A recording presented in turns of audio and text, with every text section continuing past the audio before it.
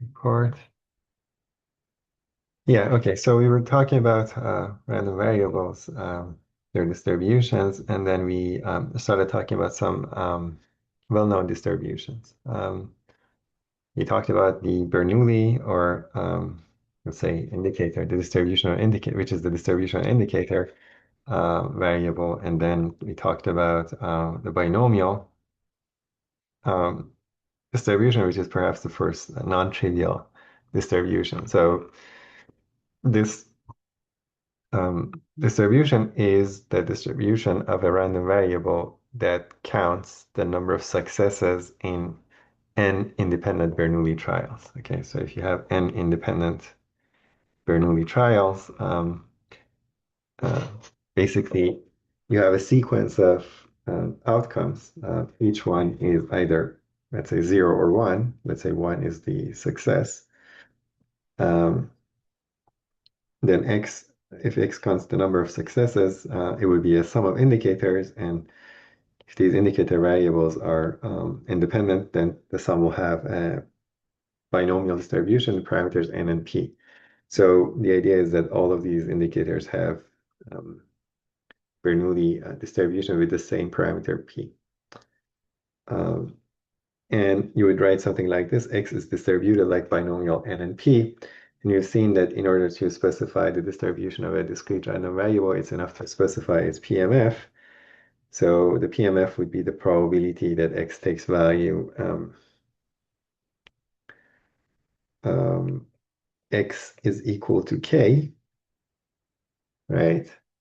And so that we have to compute, and we calculated it using this idea of independence. And it turns out to be this formula.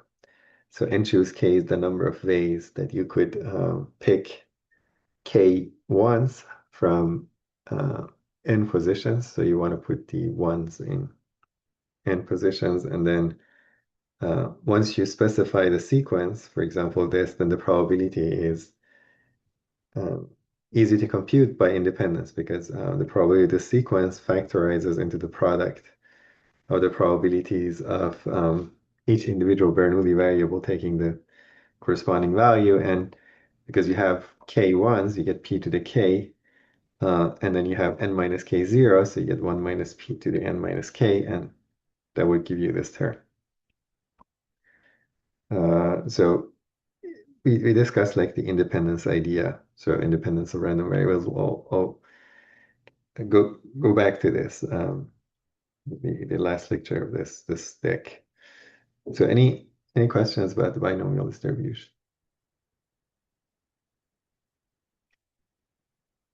So conceptually, it's simple.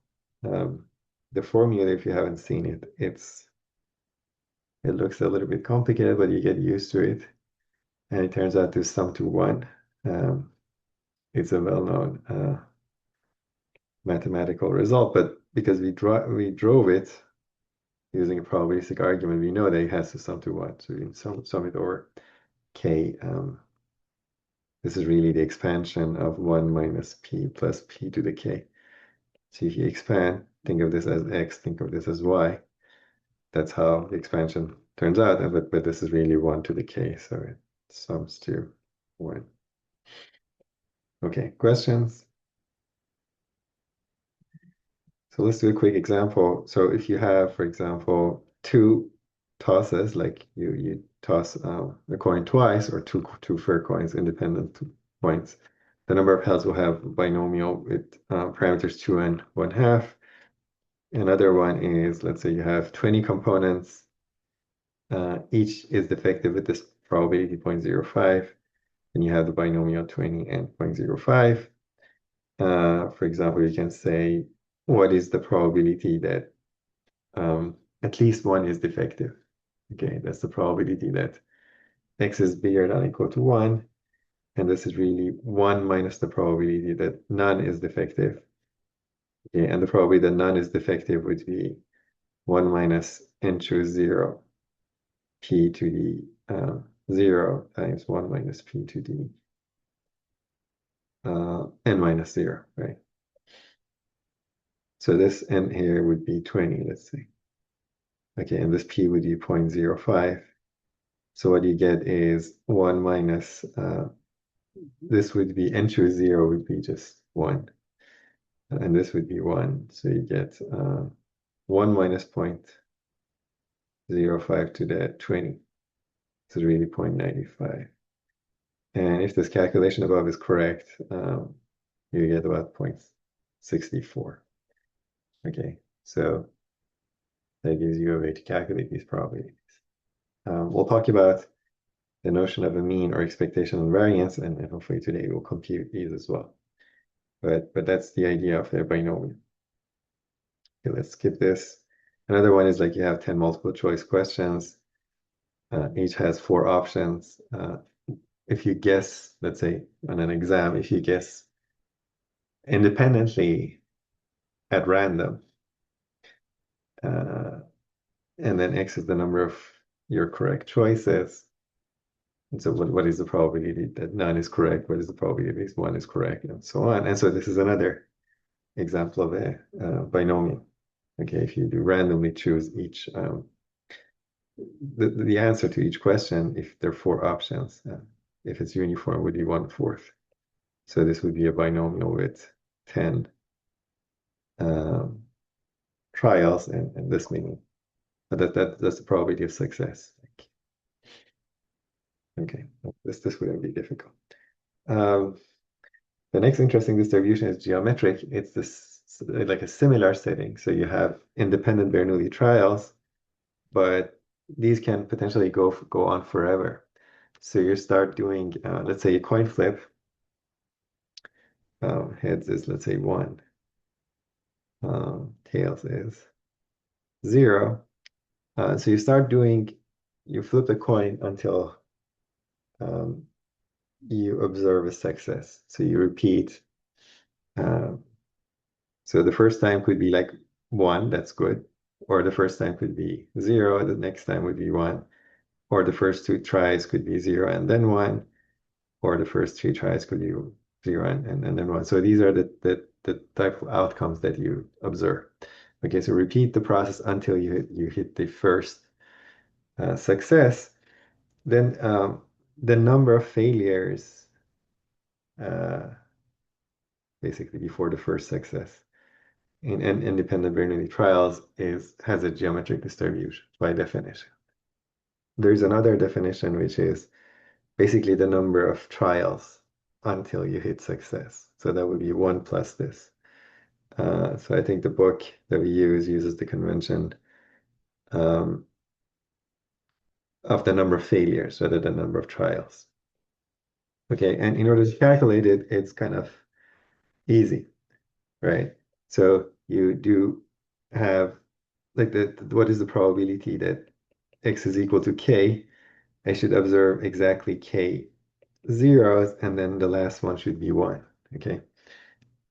For K zeros, again, it's like the probability that X1 is 0, X2 is 0, all the way. Okay, not X, let's call this. So really, let's call them Y's. So this is Y1, this is Y2, this is Y3. Up to Y. K plus 1 in this case. Okay, if X is equal to K, it means Y1 is 0, Y2 is 0, YK is 0, and then YK plus 1 is 1. And by independence, this factors into Y1 is 0 times the probability that Y2 is 0, all the way to the probability that YK is 0. And then YK plus 1 is 1. Okay, so this would be 1 minus P, 1 minus P, 1 minus P, and then P, right? So you get 1 minus P to the K times P. And there's just one possible sequence. It's not like the binomial case where the ones can appear or the zeros can appear in multiple places. So you have to account for n choose K possibility. There's only one sequence. If you know that there are K failures, there's just one sequence, so that's probability. uh, of x being equal to k. So that gives you the PMF. But notice that in contrast to binomial distribution, k could take infinitely many values. So you could have k equals 0, which means that you succeeded in the first try, or k equals 1, which is you failed on the first try and then succeeded. But it could go on. So you could basically imagine that for whatever number of failures you can imagine, it's possible to have like that many failures. But the probability is going to drop very fast. So this is it's like an exponential drop. So it becomes less likely. So if you plot it, anyone knows like how the PMF would look like if you plot it as a function of k.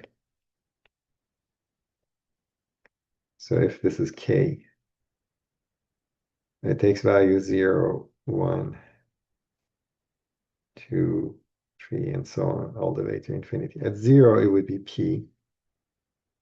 So let's say the probability of, depends on the probability of success. But let's say the probability of success is um, I don't know, 0.5. Then this would be 1/2, right?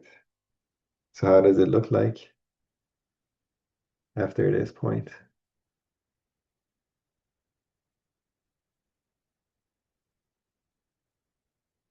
This would be like 0.5 to the k. For k equal 1, it would be like 1/4. And then it drops very fast. So these probabilities are going to be very small, right? So this has this exponentially decaying tail. It only has values here, but I'm plotting it like a continuous function. Sounds good? And you can actually calculate the tail. The tail, what is the probability? The tail is something like this. What is the probability that x is bigger than or equal to k? I'll let you figure it out for yourself. It's like summing a geometric tail of a geometric series. Um, and this has this simple formula. And you can see the tail is really going down. Not only the probability that k is small, but the probability that you're bigger than k for any value is just exponentially small. So 1 minus p is less than 1, so this drops as you like raise it to the power, uh, to any power. Sounds good? So that's the geometric distribution. Um,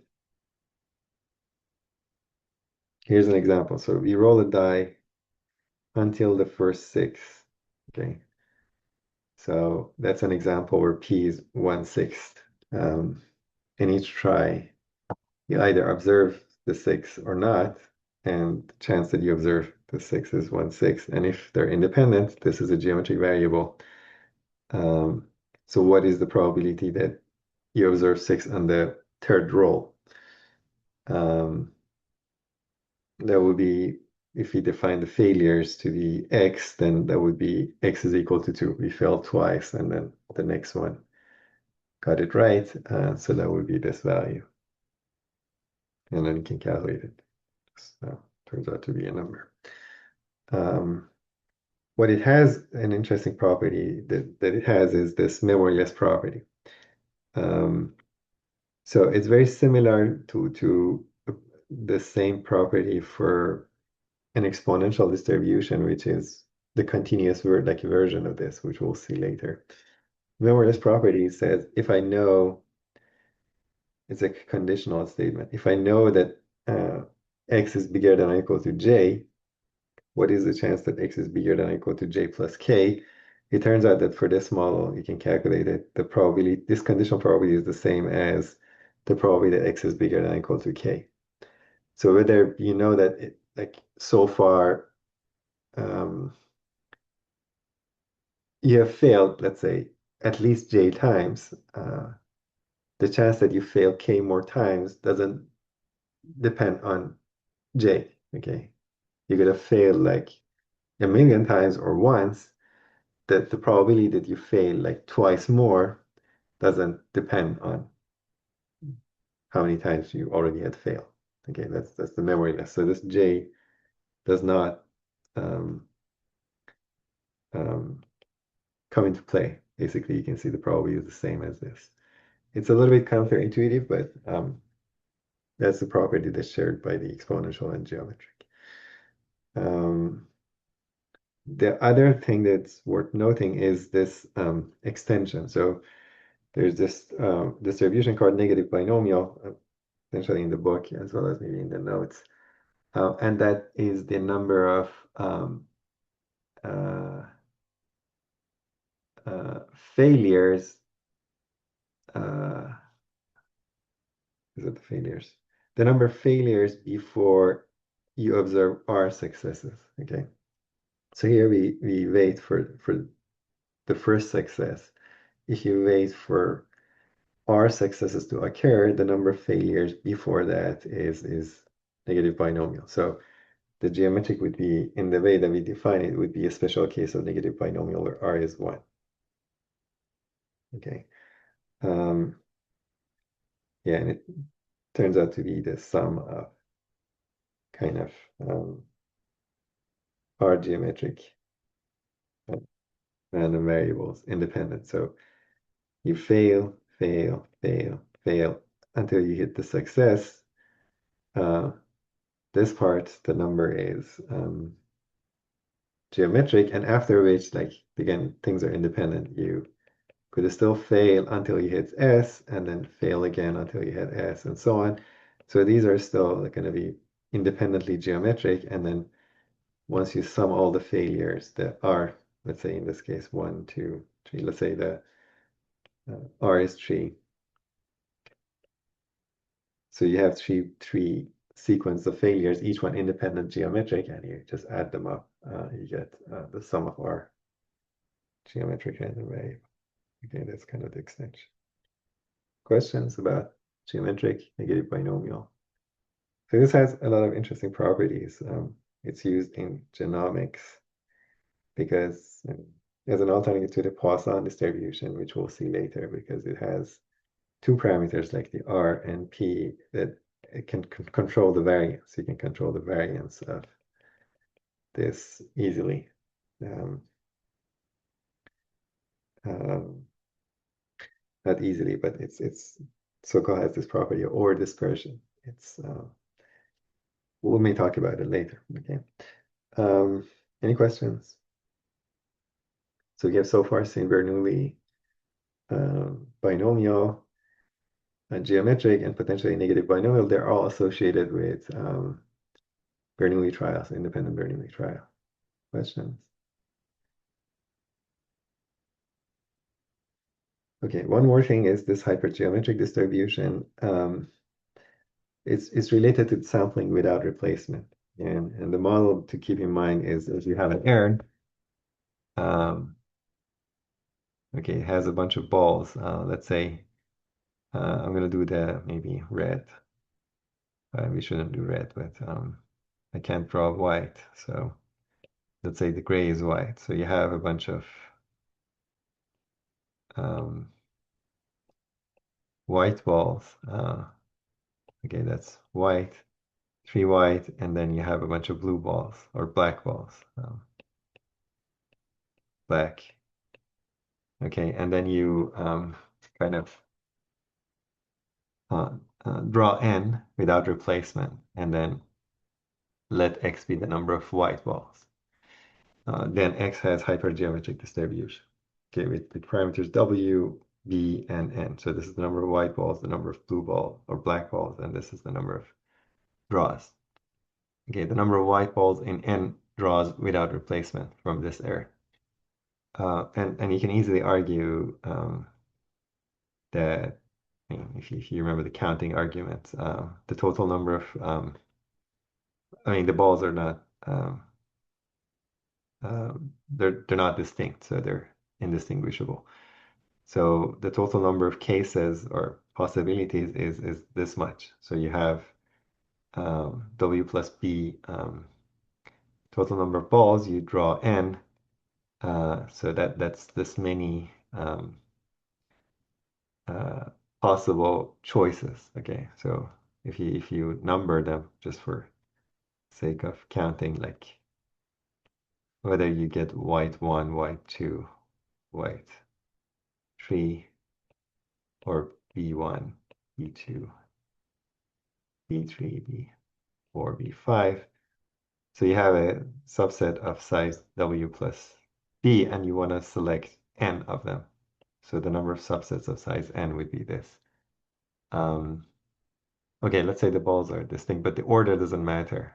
Kind of distinct for counting, but not as outcome. Okay, so they once you get it as a bag, it doesn't matter in which order they come in. Um, the okay, the probability that you get k whites is that I have to pick exactly k of them. So that's how many you can choose, and then the probability uh,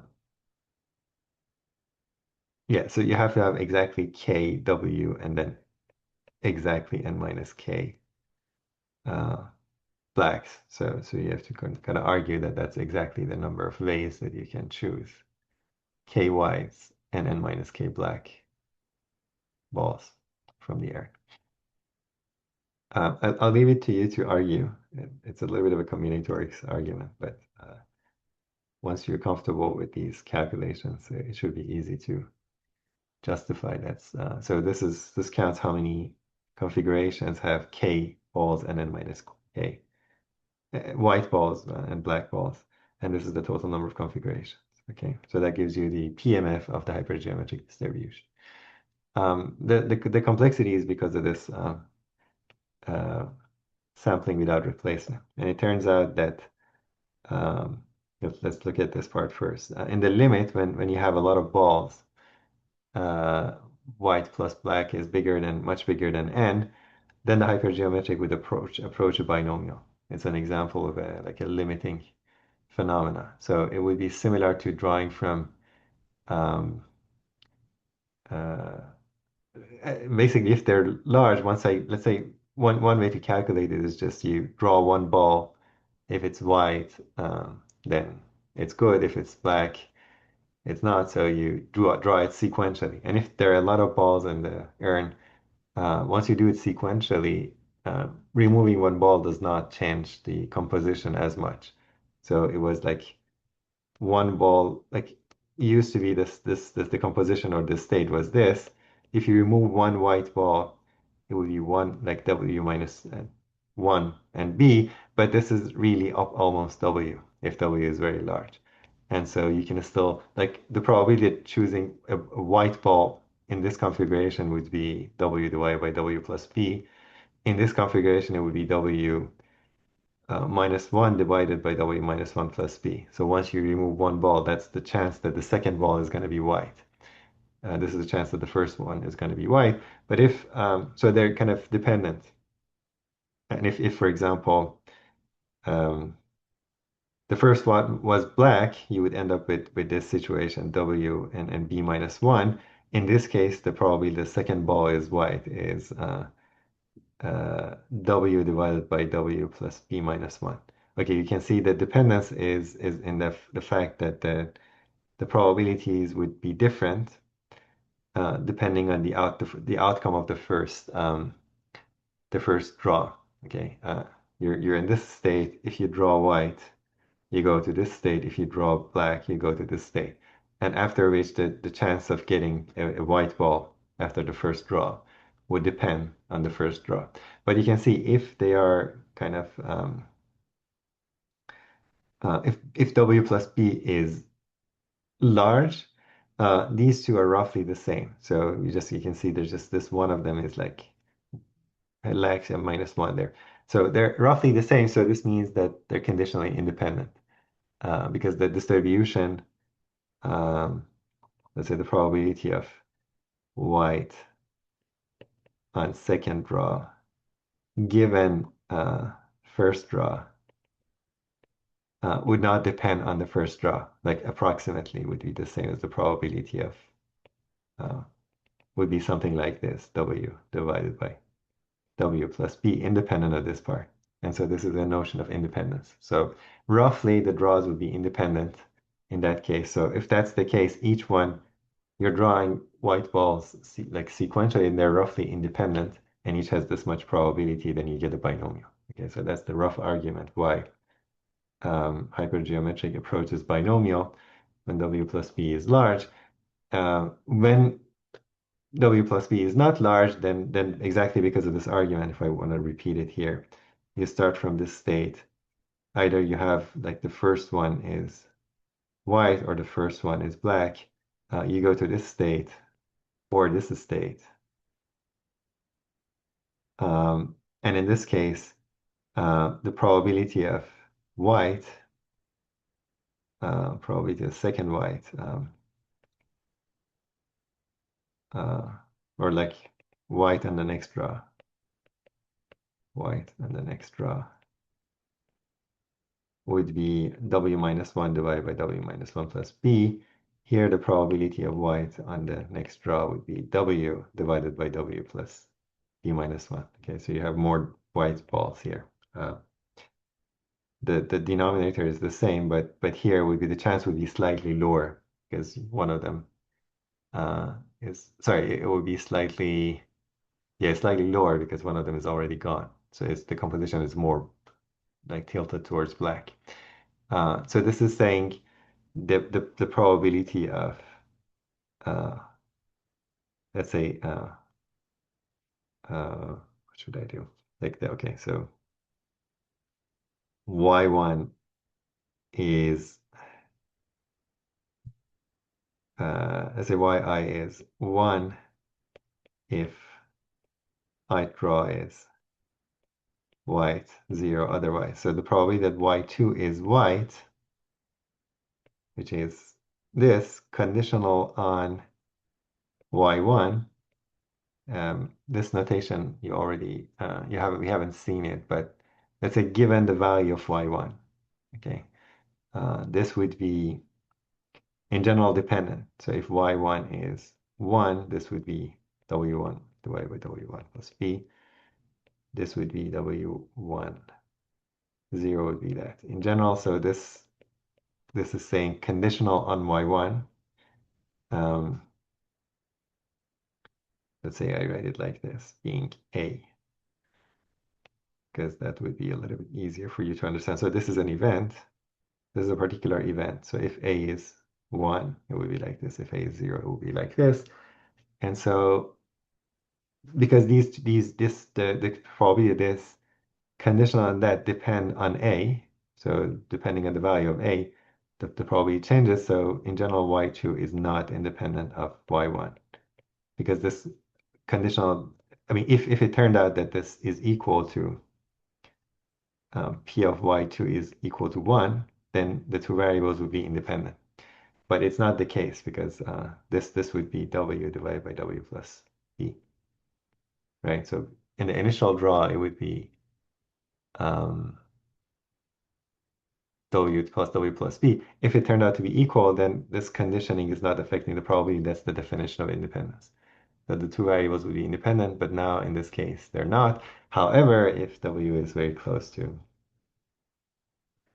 um, w plus b is close to, like, is very large, then the removing one is not going to matter. So then hypergeometric WB and 2 would be approximately binomial. 2 and W divided by W plus B.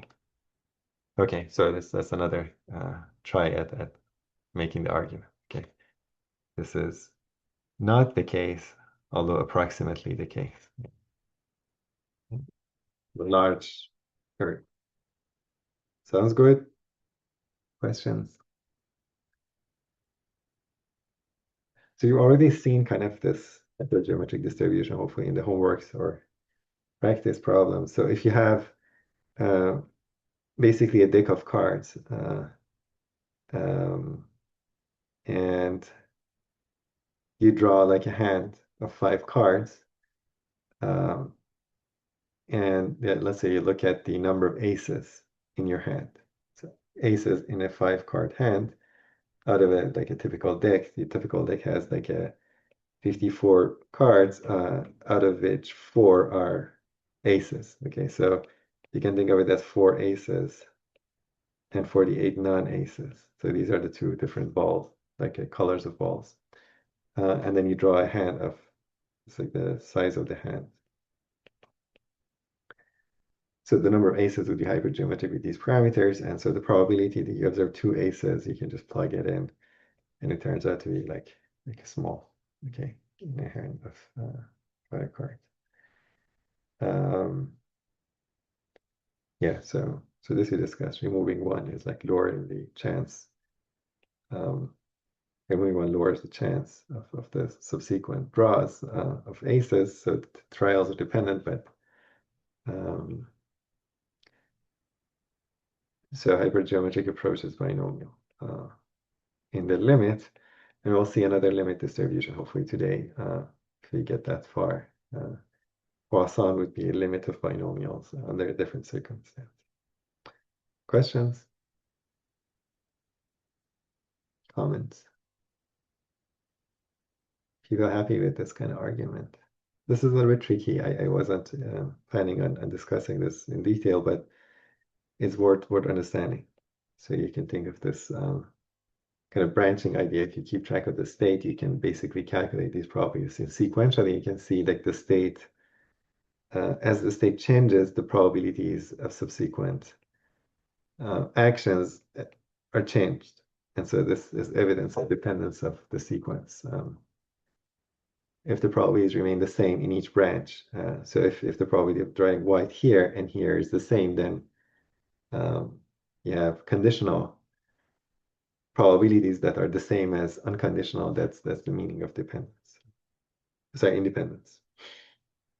Okay, it's a good point to maybe talk about again, independence. So that's something that we saw here again for the um, for the two variables. So I'm saying that y1 and y2 are dependent. They're not independent.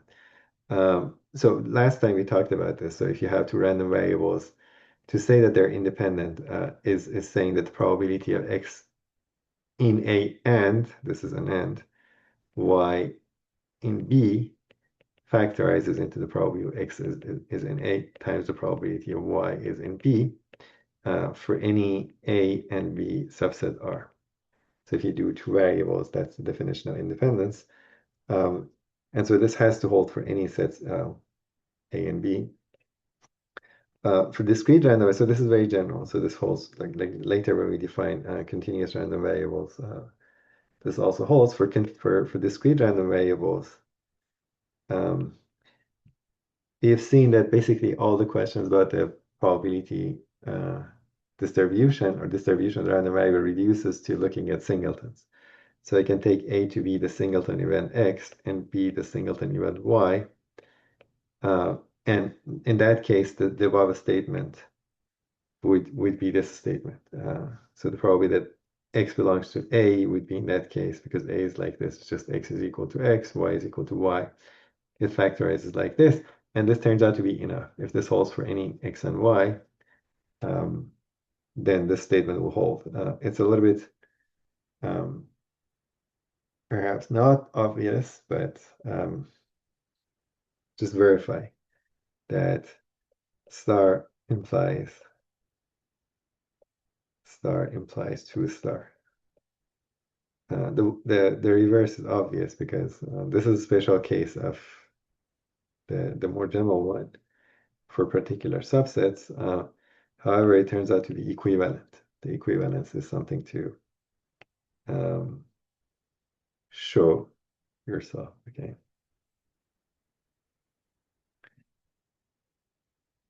Right, so you saw an example already, the end trials involved in the Bernoulli, sorry, the end indicators and trials that build up about binomial random variable, they're independent. This is like mutually independent. You're saying independent, always mutually independent. Okay, So that's just something to keep in mind. This simpler form of independence is useful. And then you can, for example, argue that this is the same as saying the probability that x is equal to x, given that y is equal to y, is probability of x is equal to x. And so if you divide both sides by this, sorry, by this quantity. So if I divide it by this quantity, this divided by that would be this conditional probability. So this is saying the probability of x taking a value, given that they know that y takes another value, this is the same, remains the same, regardless of the value of y, okay? So this side does not depend on y, double y. And this is what we saw here. So in our case, this equal 1, given that y is equal to a, this side depends on a. So it depends on a, so it can't be equal to this because this doesn't depend on a. So this is evidence of or dependence, non-independence. Okay. Okay, that's the end of this set of slides. Any questions, comments? Okay. Question, hey, so if the size of the deck was like 100,000 cards, HGeometric versus binomial for getting the two aces in 5 cards drawn would have a very small difference in percentage. Yes, so that's the idea. So if you do, yeah, so if you had a deck of 100,000, it would be very good to check. So if you have 100,000 deck, um, I'm assuming like it doesn't matter the composition. Like you could have like half of them could be aces even. But let's say you have, I don't know how many aces do you want to assume in that many cards? Okay, 8,000. So then you would get hypergeometric uh, with 8,000 aces, and let's do this. Sorry. Hypergeometric with 8,000 aces, and then I believe would be 92,000, right? Uh, non-aces, and then you draw 5 like hand card. So the key is that this should be small relative to the total number. Then this is hopefully very close to a binomial, uh, where you have this many. Uh, sorry, this is not the case. So you have this many trials, 5, but then you get 8,000 divided by 100,000, which would be, what would it be? So let's drop that. So it would be 0.8. All right, so do it as a very good exercise. So the claim is that the probabilities of observing any number of aces, like you could have many aces, right? So not many, we had at most 5. So you get k. K would be like 0, 1, 2, up to 5. That would be very close to 5 choose k, 0.2 to the 0.8. Oh, sorry, this can't be 0.8. Yeah, 0.08. It just 0.08. Like, okay, because 8,000 is still very small compared to, so you get 0.08 to the k times 0.92 to the 5 minus k. Yes, so that's a very good example. So let's try this as an exercise. So calculate this via, or you can even plot it or just do it for all k. Just compute it via this and via this, and you would see that they're close. If they're not, let me know. We we'll make it work. Any other questions? Okay, this perhaps the only tricky part here. so far. The effect of drawing one card will kind of go away asymptotically as the number of balls in the air would grow. Okay, let's move on to the next topic, which is the idea of expectation and the related ideas.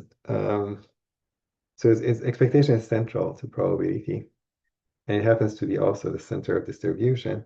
It has a very interesting property, which is the linearity, very important, and it allows us to calculate expectations oftentimes much easier than what the definition suggests, and it also leads to the idea of variance. And in the end, we might talk about the Poisson distribution. So let's see what the expectation is. So how many people know? Let's not show it. How many people have seen expectation before? Expectation of a random variable. We do one of the polls. Okay, one, two. Okay. Anyone else? Two so far.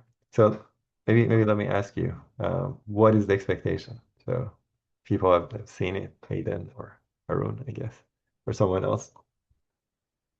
The expectation of a random variable, what is it?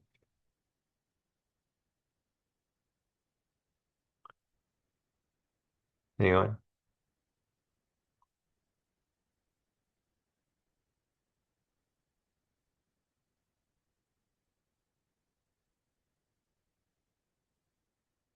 What is the expectation of a random variable?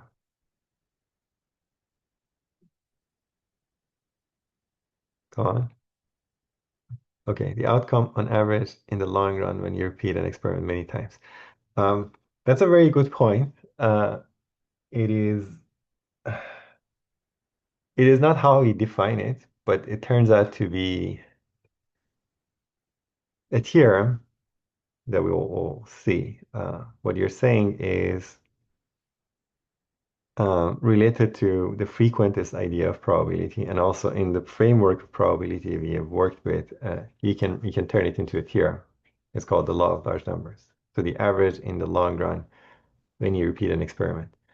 Um, Before going there, we want to formally define it, and the formal definition does not depend on long runs. Okay, so it's like you can define it without the um, idea of repetitions.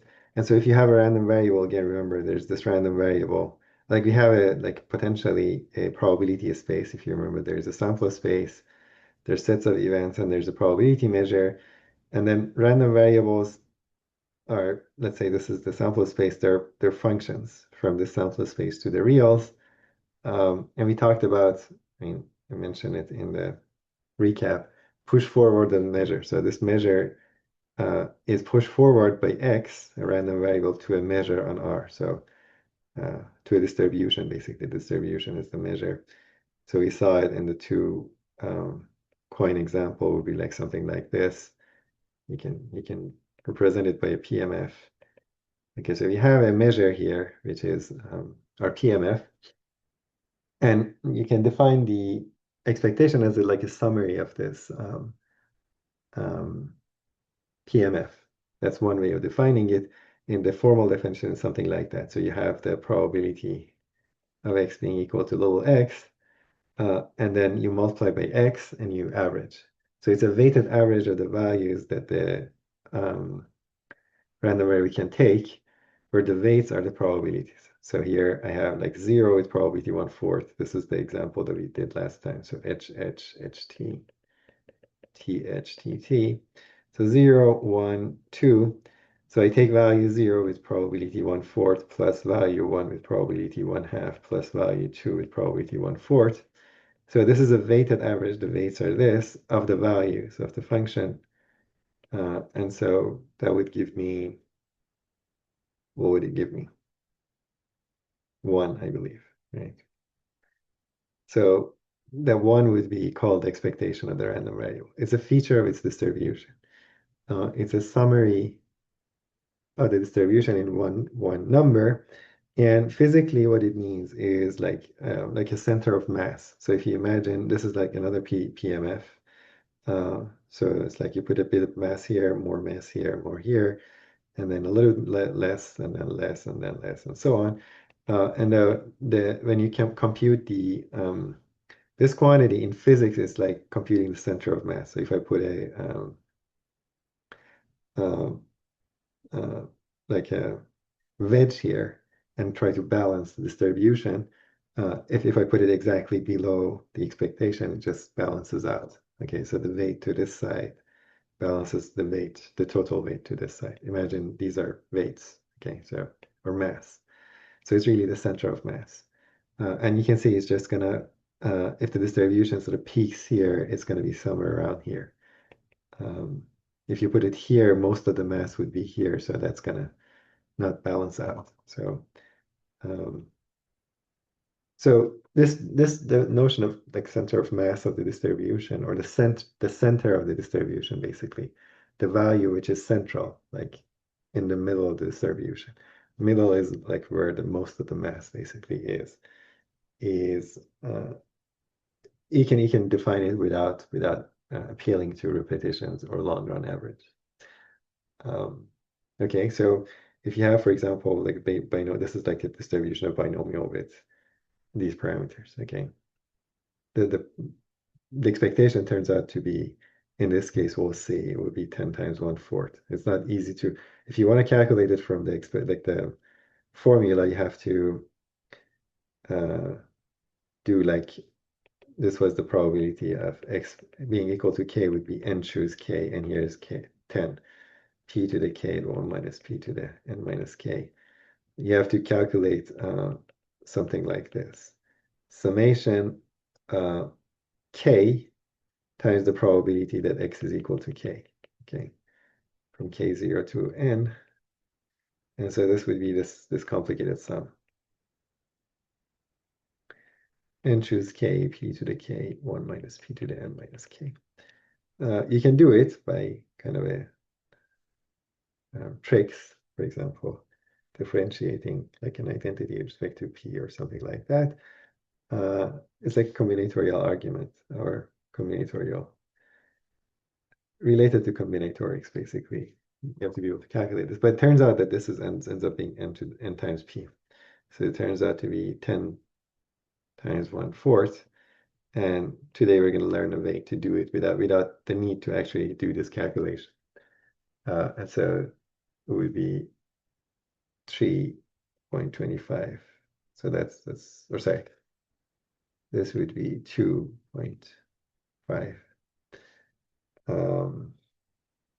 And so that's where the center of mass of this distribution is. Okay, so far so good. It's not something tricky. And you can see that right away that this value is not necessarily a value that um, the variable takes. So when they say expected value, you may think that, okay, this is the value that I'm expected to get. That's not the case. Okay, so this variable never takes value 2.5. That's for sure. The meaning is either this like approximate center of the mass, or what you'd expect to get uh, in the long run. We'll see. So that's the idea. So um, it's not an attainable value, right? Uh, it's to the right of 2, it's pulled towards the tail because you have a long tail here. It's like not exactly at the maximum. So this is the maximum value. So this is where the most of the mass is, but there's more mass to this side, and so it pulls it away. And then the idea of averaging is, we'll see, if you draw many binomials, it's like have x1, which is binomial n and fourth, and x2 is again another binomial, let's say 10 and 1/4, and x3 is another binomial, the same distribution. So they're basically, you have a sequence, xn, they're IID, they're independent, they're identically distributed, that we've seen before. So IID means independent, identically distributed. If I form their average now, So this involves many random variables, not just one. They're identically distributed, so they have the same expectation. So each one will have the same expectation. In this case would be 10 times 1/4, which is 2.5. They have, because they're identically distributed. If I look at the average, this average is going to converge in a good sense to this expectation. So the average would approach 2.5. And this makes sense because you're summing things up and then dividing by 1 over n, so you can get fractional values, right? So if you get, for example, a bunch of tens, like you do it, like you get like maybe 2 plus 3 plus 5 plus 2 plus more 2 plus 3, and then you divide, and you can get a fractional value. So in that sense, it makes sense that the average could potentially converge to the expectation. This is a theorem. This is called the law of large numbers. But it involves repeating the experiment. So it involves many random variables with the same distribution. But in order to define it, you don't need many. Just it's a feature of a single random variable. Okay, this law of large numbers we'll see later, towards the end of the course. Okay, so far the expectation is reasonable. You understand the expectation? The expected value, sometimes called the mean. The mean of the distribution. The mean is basically from kind of this idea, follows from kind of, or just captures the idea that averaging or taking the mean of the values in a repeated experiment with IID random variables of the same type would give you the expectation. Questions? Weighted average of the values of a random variable with weights being the mass, probability mass. So let's do some examples. So if you have an expectation of an indicator, you would want to calculate via this formula. It's just, it takes value 1 with probability PA, value 0 with this probability, so it's really PA. So this idea that I mentioned potentially in the first lecture. So expectation of an indicator random variable is really the probability of that event. So this maps back and forth between probabilities and expectations. So you can go from events to indicators, and if you take the expectation on indicators, it gives you the probability. So in the indicator, this is a function.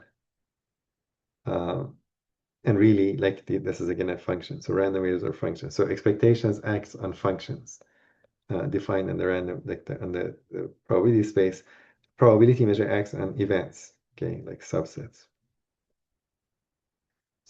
of omega. These are functions on omega.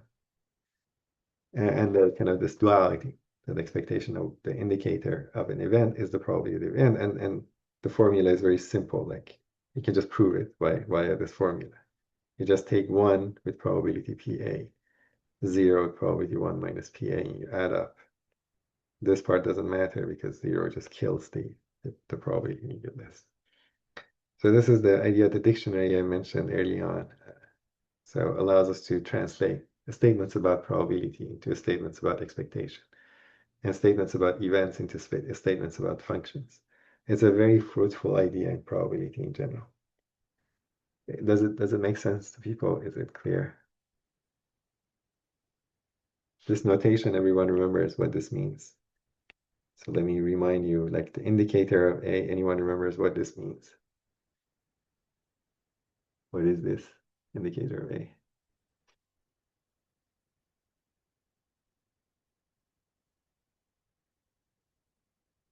It's really a function from omega to R.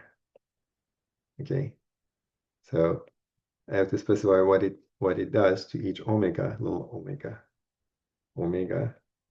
So omega in A gives me 1. Omega not in A gives me 0. Okay, so that's this function. It's a random variable because you can see it's a function from omega to R. It just maps the entire omega into 2 values. This is real. So it's either 0 or 1. So it splits the omega into 2 parts, A and A complement. A goes to 1. A complement goes to 0. Again, the expectation of this random variable is just P of A. Very useful. Simple idea, but very useful. So questions about that? Okay, if not, then look at the second example. We have a fair die. We toss it. What like the x is the number that we see, number we observe. Okay, so the question is that what is the expected value that we observe, or like the expected value of the observed value. Okay, so this is expectation of x. Via the formula, you're gonna have like summation x p x all x. X takes value from 1 to 6. And so these are all the same. Let's say it's a fair die, so you get 1/6. So 1/6 comes out, you get summation x from 1 to 6 of x. So you have to sum these up. And I'll let you do it, and hopefully this is correct. Okay. If not, let me know. So the average would be about 3.5, or the expectation. Again, the mean need not be a possible value. The die never takes this value.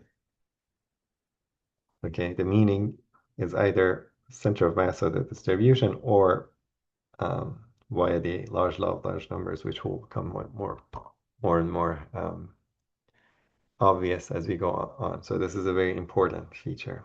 So that's why expectations are in general useful. So what about a Bernoulli? A Bernoulli variable is really an indicator. So it's a special case of the first case. So the expectation would be the probability. So it just takes probability. It takes one with probability P and zero otherwise. So the expectation would be P. Okay, so these are simple examples that you can do from the expression. Questions?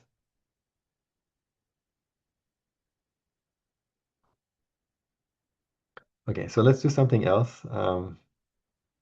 What I want to do is like we define the expectation like this, but there's another way that we can define it, which is by looking at the original um, sample space and in like more advanced probability courses, they actually define it that way. So right now we're defining it based on, you remember there's this again, X is the number of heads in two trials, two Bernoulli trials or toss of a fair coin. So we have this picture 0, 1, 2. So we are computing the expectation using the information on the reals, okay, using the distribution or the push forward of the original measure. So the original measure lives in this space. The distribution, I can write it as mu of x if you want. This is like the measure that assigns to any subset B the probability that x belongs to B, or really the probability of x inverse. Remember the pullback. So you pull back any subset B through the random variable into the omega space and then calculate the probability. So this we wrote it in terms of this guy, which is represented by the PMF. But we can write it in terms of P. The reason is rather than calculating the values here, I can just do something like this. Calculate the x on each outcome and then multiply by the probability of the outcome, the singleton outcome. And then this omega runs on the abstract space. So an example would help. So this is the same example that we had. Each one takes probability 1/4. Let's say if I want to do it by the outcome, I'm going to do it outcome by outcome. So this one has probability 2 times 1/4. This one has probability 1 times 1/4. This one, sorry, not the probability. This is the number of heads on this outcome times the probability of the outcome. This is the number of heads on this outcome times the probability of the outcome. This is the number of heads on this outcome times the probability. And if you multiply, you get 1. I can basically combine these two because they take the same value. You see, like the same value here. So I'm going to get 1 and then sum the probabilities, right? If I sum the probability, I get 2/4. This is basically the computation by the value, distinct value. And this is this computation. Okay, so this computation basically lumps. Um, so this one contains the probability of omega such that x omega is equal to x. So I'm lumping these probabilities, right? So in order to see it exactly, this is what happens. So when you have the same, the random variable takes the same values over a subset of outcomes, you can just basically factor that value out and just add up the probabilities. So you add up these two probabilities, you get that. And so this way of computing and this way of computing outcome by outcome is the same. Um, does this make sense? Another way of doing it is if you look at this, if you want to be very precise, formally you can do something like this. I can rewrite this as first sum over all omegas such that x omega is equal to little x, and then sum over all, right? And then sum over all x. So I split the sum into two parts. First sum over all omegas for which x omega is x, and then sum over x. So if I do this, you can see that so this sum is equal to that. This sum is equal to what I wrote. I just partition the terms in this way. And over the inner sum, this thing is going to be x because over all these omegas is going to be x going to pull out. So you get x here, and then you get the x pull the x out, you get summation over omega. X omega is equal to x p of omega. And this is really, you're summing over all omega such that px omega is, p of omega is x. This is really the probability of x is equal to omega, x, sorry. Okay, so this is all outcomes that map to x, and I'm summing the probabilities point by point. This is really the px of x. So this is really the proof of this result, but it's easy to see it exactly in an example. Okay, so if you do it outcome by outcome, you multiply each the value that the random variable takes on each outcome times the probability of the outcome. But it turns out that some of the outcomes, the random variable takes the same value, you just factor that out and sum the probabilities. And so this gives you this compact way of writing it. So this distribution basically compresses the original measure. So the original measure is very detailed. So this just compresses, says, okay, I don't care about the distinction between omegas if x gives me the same value. So I don't care about the distinction between these two if I only care about the value of x, which is 1. So I'm just lump them together, and then the probability of these times 1 would give me the same formula as the case where I go outcome by outcome. Does this make sense to people? So this equality is like a little proof here. So in actual probability, people define the expectation like this, and this would be now a theorem. We define it the other way. We define it via the distribution, and this would be a theorem. But this thing, when you go to more advanced probability courses, they write it as the integral of x dp. So this is an example of like an integral, like a Lebesgue integral. In the very simple case. So they define it as this, sorry, maybe this should have been there. Yeah, so this you would see it like this, that they write the expectation on the random variable as x dp.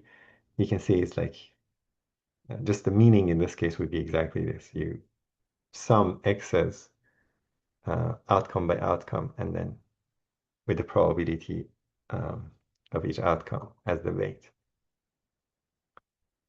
Okay, sounds good? Questions? So this variant, this formula, is very useful to prove properties of expectation. Let me pause, see if you have questions, then we'll use it to prove a property. Questions, comments? So this is saying the same thing. So HT both map to 1, the distribution compresses, and so the two forms kind of agree. So the outcome form, which is this, is like the primitive definition of expectation, which people write it like this. In the discrete case, it's really exactly what it means. So this is you can take out the definition of this integral, but then it can be extended to continuous random variables or mixed random variables or anything. So advanced probability to try to make sense of this integral via the notion of measured here. The value form is much easier often to calculate. But in order to prove properties of the expectation, this outcome form is more applicable. Questions? Is this clear? This identity kind of. So if you want to prove something about expectation, I would try this first. Let's do a proof, for example. So the first property, the most important property of expectation is this linearity. If I have two random variables, x and y, they're defined in the same space again. So x and y both map from the space to reals in different ways. So again, you have this picture in mind. This is very helpful. So you have, let's say, 4 points here. So it could be like one is mapping like this, the other is mapping like, I don't know, maps to different values. Doesn't have to be the same. And this maybe maps to the same thing. So this is y, this is x. So you have two random variables, and then I form a linear combination. So a and b here are deterministic. They're not random. So I form a linear, this is a linear combination, a times x plus b times y. This is a new random variable. So if I want to compute the expectation, I can go and compute the PMF. So this would be really, let's say, summation little z, p, capital Z, z. Z would be all the values that this random variable takes, and then have to calculate the probabilities at each one. Let me write it the other way.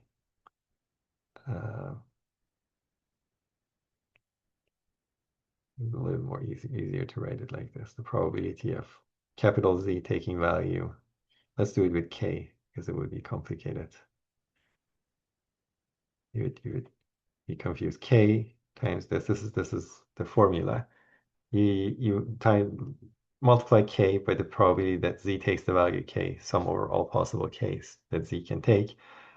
This requires me to compute the PMF, which is often complicated. If I know the PMF of X and the PMF of Y, that may not be enough, actually. You need to know the joint behavior. And then you run into calculation issues and such. But it turns out that this is really A times expectation of X plus B times expectation of Y. So if I know the expectation of X and Y, I can just immediately calculate the expectation of this new random variable without the need to calculate PMF. This is called linearity, or in other words, these scalars come out and the sum kind of factor, like basically just passes through the sum. So if you have something like this, you get the expectation of X plus expectation of Y. So it's linear in the sense that the expectation moves past the scalar multiplication and addition. Okay, this does not, yeah, so they don't have to be independent, for example. We don't need independence for this to hold. This always holds. And as long as they're defined on the same space, on the same omega. Okay? Dependent or not is very important. So you don't need to know anything about the joint behavior of X and Y. So in order to prove it, you can just do, if I want to calculate this, I can do the outcome by outcome approach. Okay, so this would be summation over omega. This random variable takes value A x omega plus B y omega on outcome omega, and then the probability of that outcome would be this. Okay, and you can see easily now that the sum goes in. So this, if you multiply, you get summation A x omega P omega plus B y omega P omega, right? And then the sum goes in and A's come out. So you get A summation omega x omega P omega plus the summation y omega t omega. Okay, and this is the outcome form of the expectation. So this is the expectation of x, and this is the expectation of y. Okay, this is the little proof. You just write it in the outcome form, and it would be just immediate. Okay, basically summation is linear in a sense, just passes through. It's like a weighted summation, basically. Okay, is it clear? Hopefully clear. So that's the advantage of this outcome form of the expectation. Just a little proof there. So let's do an example. So suppose I have two dice. I throw two dice, and uh, I don't even know that they're independent or not. Okay, so this is the um, number I get on the first dice, or for first die, and the second, and then this is the number I get on the second die. Um, and rather than trying to compute the PMF of this, I can compute the expectation of x via uh, the sum. So you get this summation. So the special case of this where a and b are equal to 1 is just expectation of x plus y is the expectation of x plus expectation of y. Okay, that's the special case. So this is the special case, and we calculated that these are identically distributed. We know that they're the same, like fair dice. So you get 3.5 plus 3.5, you get 7. Okay, let's double check again the number if you right. That's the number that we calculated. So you get 1 plus 2 plus 3 plus 4 plus 5 plus 6, right? So this would be 7, and this would be 7, and this would be 7. So you get 3 times 7 divided by 6, which is 7 over 2, which is 3.5. And so now you get two of them, right? You get 7. Here they're independent usually, but this computer, this computation doesn't need it. Even if the dice were kind of coupled, but they still uh, were fair individually, then it would be true. The variance is a different story, so the variance we'll see will depend on their relation, the correlation. Question? Comments? How many people have you seen the linearity of expectation before? I'm curious. Is this something that you've seen before or not? Okay, everyone has seen it. It's extremely useful. I can't stress how, like we'll see, and like let's see, like we'll see multiple examples how useful this idea is.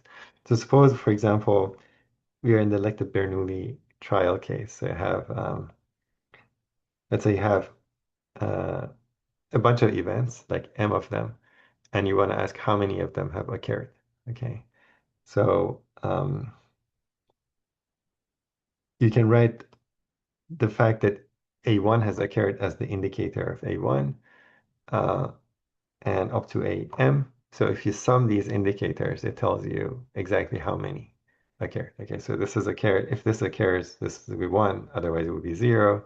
Similarly for A2 and so on. So exactly the number of ones would be exactly the number of successful occurrences, so like the events that have occurred. So n being the sum of these would be counting the number of events. And so if I want to calculate the number of events that have occurred, I compute it like the expected value or the expected number of events that occurred. I compute the expectation of n, and this is really a sum, right? So summation I from 1 to m. Uh, and the linearity tells you that the expectation moves past the sum. So this is really expectation of summation I from 1 to m indicator. Linear tells me I can switch the order. So I can move this inside the sum, right? So you get um, pull the summation out. Expectation goes in, and we know that the expectation of an indicator is just a probability. Sorry, this has to be I. Uh, I. So probability of AI. Okay, so you get this formula. Okay. So this doesn't assume anything about the nature of the relation of the events, whether they're independent or not, doesn't matter. It just holds everywhere, or like always. So you see, we have an example of this. So three examples. So let's say x is a binomial random variable, right? So we can write x as the sum of indicators, where each indicator now is like indicator of this event that the I trial is successful. Okay, so x is really a summation, right, from 1 to n, indicator of AI, where AI is the event that the I trial succeeds. So what is the expectation of x now? The expectation of x would be the expectation of this summation, so it would be the expectation of, again, one indicator II, which would be the probability of AI, and probability of AI is P, uh, because they're identically distributed. So you get summation I from 1 to n. A bunch of P's, so it would be just n times P. So this gives you like immediately this without the need to calculate that. The hard way would be like k and choose k. P to the k 1 minus p to the n minus k. That's the uh, approach to compute it via a weighted average of the values. This is via the linearity plus indicator idea. Okay, so on average, if you subscribe to the average interpretation, on average, you see n times p many heads. Uh, okay. That's the law of large number approach. So if you do the experiment many, many times,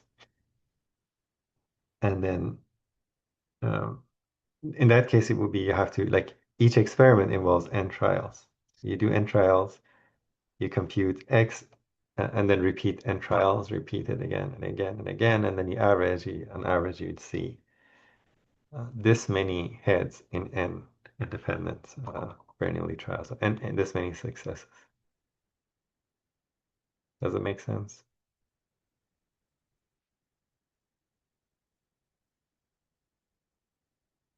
It's like one line argument. Questions?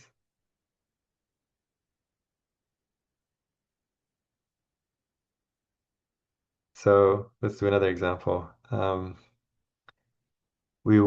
This is like the arrangement of, or forgetful kind of assistant idea. So let's say um, you took your exam, we graded the exams, and we randomly hand out the exams to the class, uniformly at random.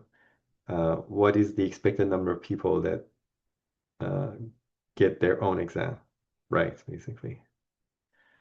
Um, the number of matches. So let me just show you the so return n exams at random. So AI would be the event that the student I gets their own exam. Okay.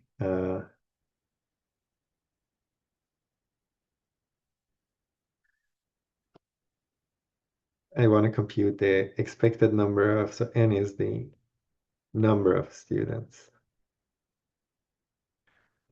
that get their own exam. Okay, so this can be written as the sum I from 1 to, let's say we have n students, indicators of AI. Okay. Student I gets its own exam. Student, whether it gets or not, that's the indicator of AI, and when I sum them, I get exactly the number. Cool. So I get the expectation of n would be, you've seen it like summation I from 1 to n. Expectation of these, which is just the probability of AI. So now I just have to calculate the probability of AI. So what is the probability that I, the student, gets its own exam? Anyone?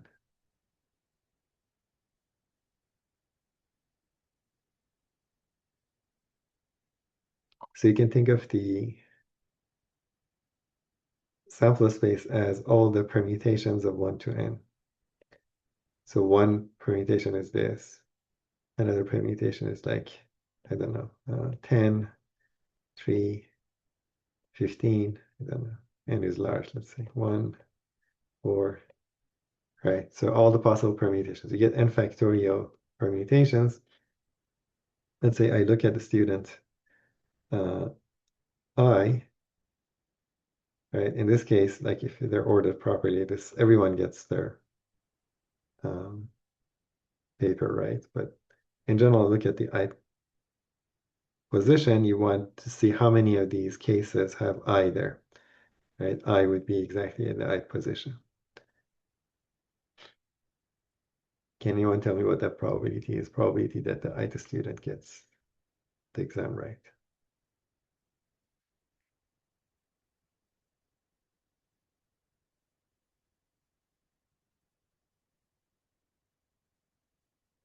Anyone?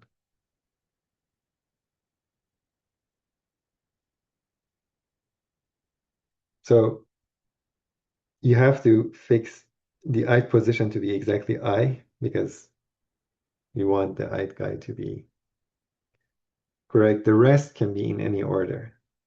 So if you think about it, the rest is can be rearranged in n minus 1 factorial cases. So there are that many cases in which the ith person gets the correct uh, exam, and the total number of cases n factorial, where this one can also vary. So you get 1 over n, because the probability that the ith guy gets its own paper would be 1 over n, and this is the same for everyone by symmetry. So you get summation I from 1 to n times 1 over n, you get 1. So on average, for every n, exactly one person gets uh, their their paper. It doesn't mean that if you do it once, this is how many people get it. Okay, this doesn't mean that would be a random variable. If you do it many times and take the average by the law of large number, that would be close to 1. Okay, on average, on many tries, that would happen. So in chapter 1, we skipped this, but it was on the slides and in the notes. We did kind of an inclusion-exclusion to calculate the probability. And you needed kind of the full distribution. So the mean here would be very easy to calculate. You don't need to worry about any of that. And so these indicators are not, here is the example where the indicators are not uh, independent, right? So why is that not the case? So how can we check whether, for example, how can I check whether A1 and A2 are independent or not? Let's see if this question. The claim is that the indicators are not independent. It's not like the Bernoulli trials. How can I try to prove this or disprove it? What do I need to do?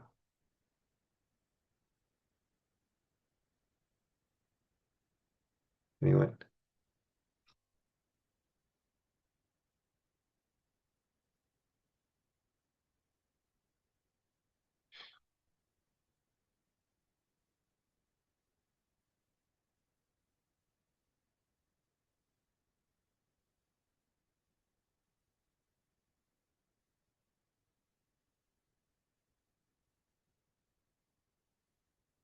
If A1 are independent, then their indicators are yes. So the indicators being independent is like I have to, these are random variables. I have to show that this taking any value and this taking any value, this has to be equal to indicator of A1 taking X times the indicator of A2 taking Y value.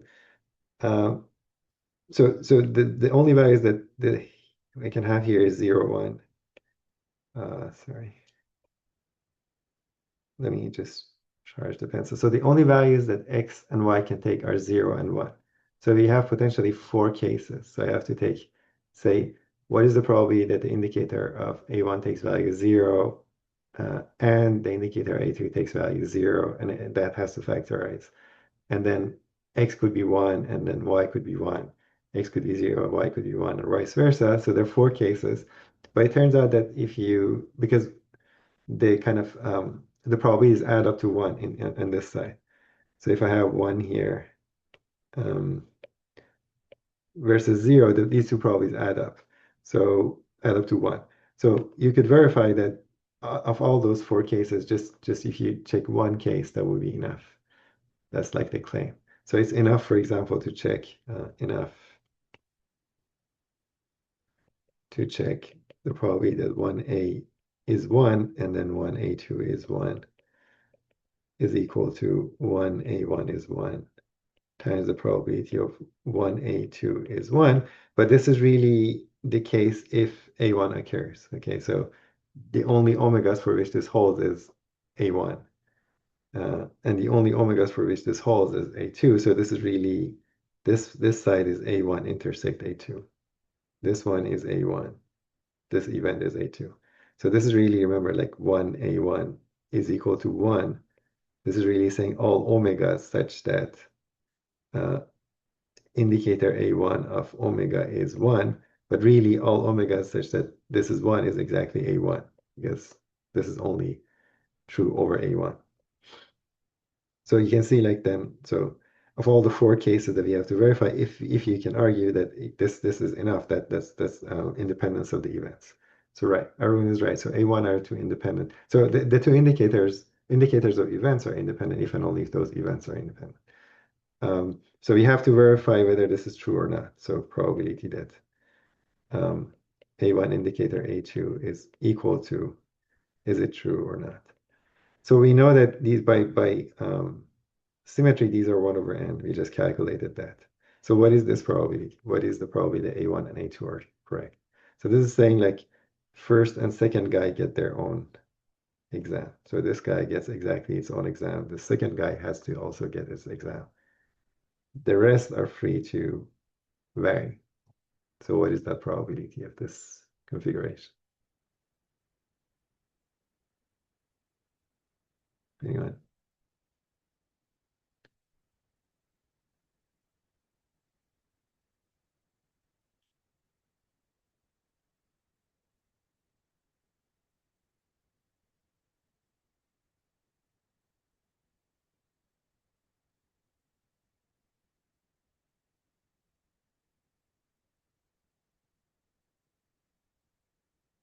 How many cases are there where the first 2 guys get their own exam?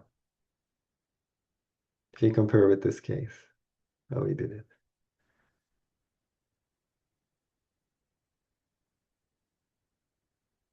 I can permute these ones as I like. These have to be exactly 1 and 2.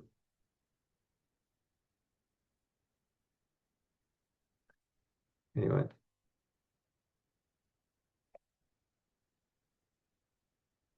so the denominator is still n factorial. What is the numerator?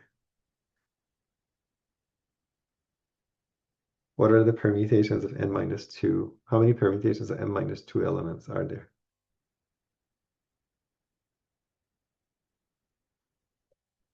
N minus 2 factorial. Okay, so there are n minus 2 ways of rearranging. So there are n minus 2 at like positions here. They're all completely random. So there are this many ways of doing it. So this would be n minus 2 factorial divided by n factorial. So this would be 1 times n minus 1, which is not equal to 1 over n times 1 over n. Like for large n, they would be close, but right now they're not. Right. So if n is equal to 2, this is very different. So one side is 1/4, the other is like 1/2. And you can see, like, you can try to calculate this is also not equal to the product. This gets worse as we go. Right?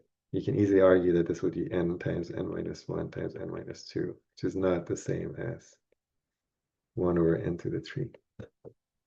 Okay, so these events are not independent. And so the indicator is not independent. However, the linearity idea is applying. Okay, sounds good. Just a detour on independence. And it's not obvious that they're not independent. Way it seems like um, when you do it randomly, just randomly assign people to their paper, why should I like why I getting my own exam influence you getting your own exam? It doesn't make sense, but you can see like the sample space becomes smaller. So if I know that let's say I know, for example, all the other guys got it right, what is the chance that the last guy gets it? Then they definitely gets it, they get it. Okay, so you can see like in the extreme case, if I know that everyone like n minus one people um, got their own exam, what is the chance that the last one also gets it? They have to, like the probability would be like um, so you could do it by conditioning the probability that an happens given a1 up to an minus 1, that would be 1, right? Whereas the probability of an is 1 over n. So they're not equal. This is the easiest way to see that these events are not independent, right? Makes sense? So if you know more people, like a bunch of people have gotten their exams, the sample space smaller, so that the number of cases reduce basically, kind of. Okay, good enough, I think. One more example. So suppose you go back to the birthday example. So K people, they're independent, their birthdays are independent and uniformly distributed. And let's say 1, 2, 3, 6, 5. I can say, for example, we have um, x1, x2 up to xk, and they are IID distributed. I might write it like this, uniform over 1 through 3, 6, 5. Uniform is a valid distribution. Okay, we didn't mention it, but it's just obvious. An obvious decision. Uniform over this means each one basically, if you look at xi, the probability that takes value, let's say uh, j would be 1 over 365 for j 1 equal to 365. So that's each one has this PMF. The PMF would be flat. Um, right, the PMF of a uniform distribution is flat. 1, 2, 365 all have like this probability. And they happen to be independent. Now what I want to do is I want to compute, let's say m is the number of pairs sharing a birthday, okay? We calculate the probability that there's at least a pair. But let's say I want to compute the expectation of the number of pairs that share a birthday. Um,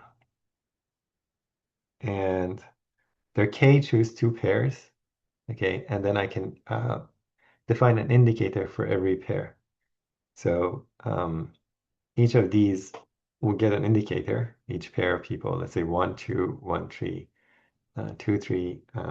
They're, the order doesn't matter. So you're looking at unordered pairs. Their k choose 2, each one gets an indicator. And the indicator would be 1 if the pair share the same birthday. Okay. And so m can be written as the sum of these indicators. We're not writing it down, but it's just obvious, okay? So if you want to count the number of pairs that share a birthday, each one gets an indicator, you have the sum. So m is the sum of the indicators, so the expectation is just the sum of the expectation of the indicators, which is the probability of those events. Okay, so you get summation, uh, basically, let's say, I don't know, I from 1 to k choose 2 of the probability that the pair I is um, getting having a matching birthday. Um, and these probabilities are the same. So you can fix one pair, let's say person one and person two. You can calculate that probability, and that would be the same for every other pair. So you basically get k choose 2 times the probability of a single pair. And the probability of a single pair would be 1 over 365. Um, right, so this is an example where all the indicators are having the same distribution. So when you write it, you end up having something like k probability of a, k choose 2 basically, of AI. So all of them have the same probability. And the same, that probability is 1 over 65. So why is this probability 1 over 65? It's like let's take the probability that um, x1 and x2 match. Why is this? This is really the probability that any pair matches. Well, why is that 1 over 60, 365? Anyone?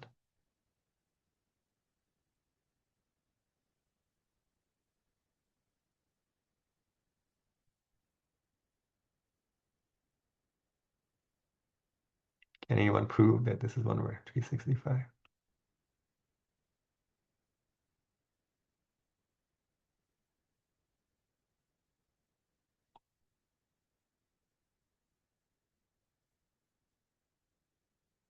So we really want to write it very carefully. M would be summation over all pairs ij from 1 to k.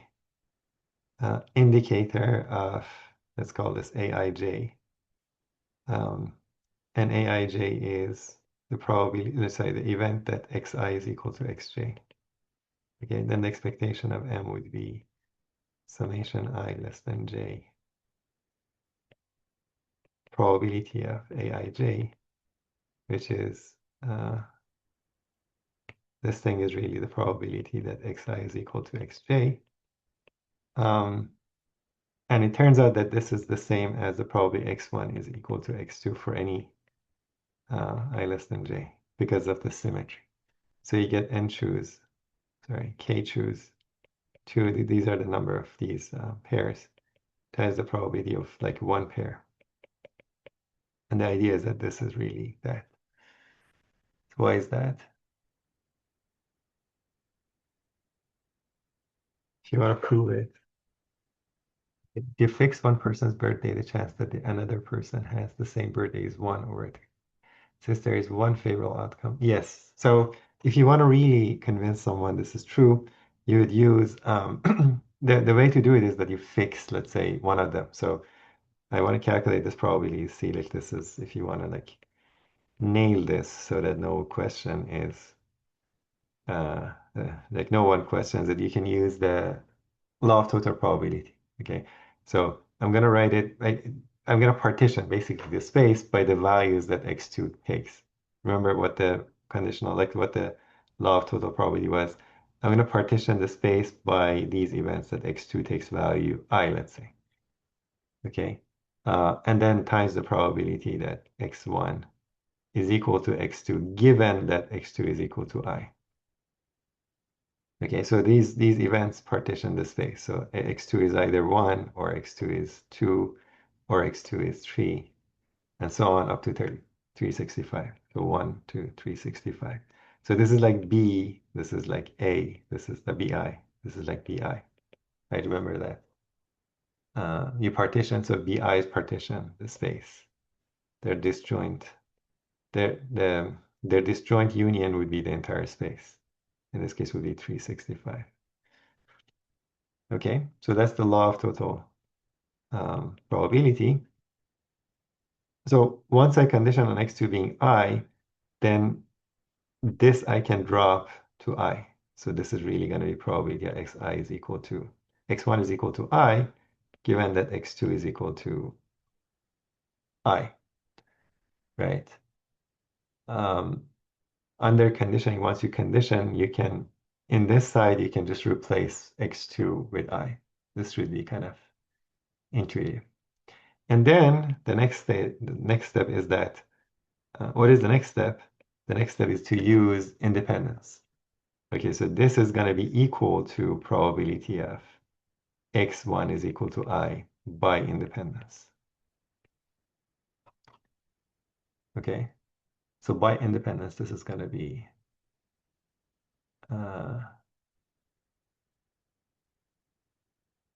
that, right?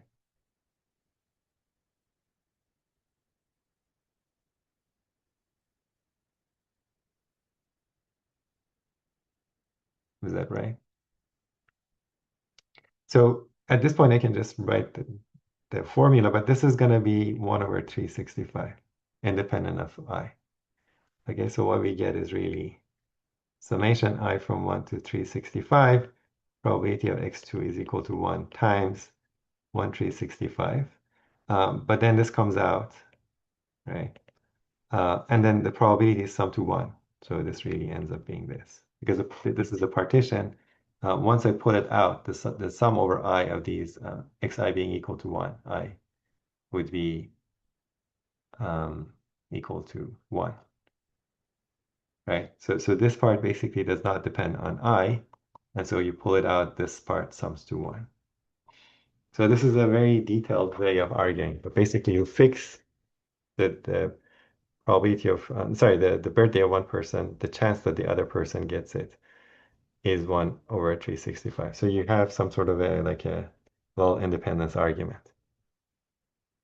And then basically your partitioning, it doesn't matter which I you choose, the probability the same. So you get the same probability because it's like a weighted average of these, with the weights being the probabilities of the I's, but this is like the very detailed way of showing it. Okay. Anyway, so you get 1 over 365. So go through this argument for yourself if it wasn't clear. It should become crystal clear why this is 1 365. And then if you do, for example, k equal 23 that we saw, so you get 23 over 2. So I choose to, I mean, hopefully this is the correct value, and then you divide by, basically compute this, you get 0.69. So at k equal 23, the expectation is close to already 1, like 0.7. Like, it's not exactly, like it's still below 1, but it's consistent with the fact that we got like a more than 1/2 probability of observing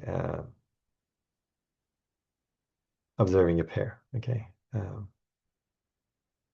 So the expectation is close to 1. Okay, so that's that. Any questions? Yeah, okay. So this is another exercise I'm going to skip. I'll let you do it. Like deal a 5-card hand. Let X be the number of aces. Find the expected value using the indicators. Okay, and then you can see this is like again potentially not independent. So that's what we discussed earlier. So if you do it sequentially, just indicators would be whether you get an ace and then the first card and the second card and so on. These are not going to be independent, but you still can use indicators. So I'm going to skip that. The other property, this is another property of expectation. Let's talk about this. So if you want to look at a random variable that's a function of another random variable. So remember you have omega, a random variable is a function to R, and then potentially I can apply, because it's a real valued function, any function that maps R to R will define another random variable, which would be g of